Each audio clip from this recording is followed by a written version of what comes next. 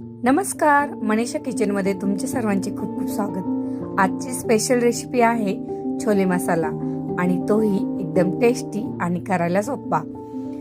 6 ते 7 तास काबुली चणा आपल्याला छान भिजायला घालायचा आहे आणि तो असा मस्त भिजून घ्यायचा आहे। छोट्या आकाराचे कांदे कापून ते आता मिक्सरला बारीक करून घेऊया। त्यानंतर 2 छोटे टोमॅटो ते सुद्धा आपण बारीक पेस्ट करून घेणार आहोत। ती अशी जाडसर पेस्ट करून घेतली। त्यानंतर टोमॅटोची पेस्ट केली आणि आलं लसूणची सुद्धा आपण पेस्ट करून घेतली। आता आपण फोडणीसाठी मसाले काय काय घेतले ते पाहूया। हळद, गरम मसाला, घरचा मसाला, धना पावडर, कस्तुरी मेथी, जिरी आणि तमालपत्र।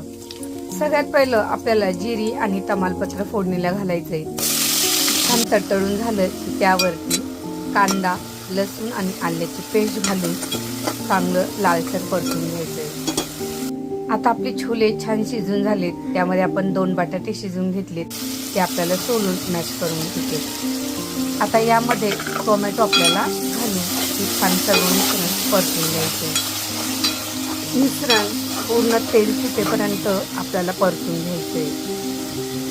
त्यानंतर यामध्ये चवीपुरतं मीठ घालायचे आणि आता परत एकदा छान मिक्स करून घ्यायचे। आता यामध्ये बटाटे आपल्याला असे मॅश करून घ्यायचे। यामुळे भाजीला छान घट्टपणा येतो आणि चवही चांगली लागते।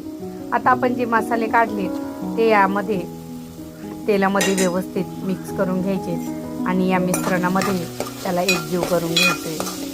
चांगले मसाले परतून झाले आणि आता भाजीला मसाल्याला छान तेल सुटलं की वरून बटाटे त्यामध्ये मिक्स करायचे आणि चांगले मॅश करून घ्यायचे। यामुळे भाजी आपली छान घट्टसर होते आणि भाजीला चव सुद्धा चांगली येते। यानंतर त्यामध्ये उकडलेले जे आपण काबुली चणे आहे ते घालून सर्व मिश्रण व्यवस्थित मिक्स करून घ्यायचे।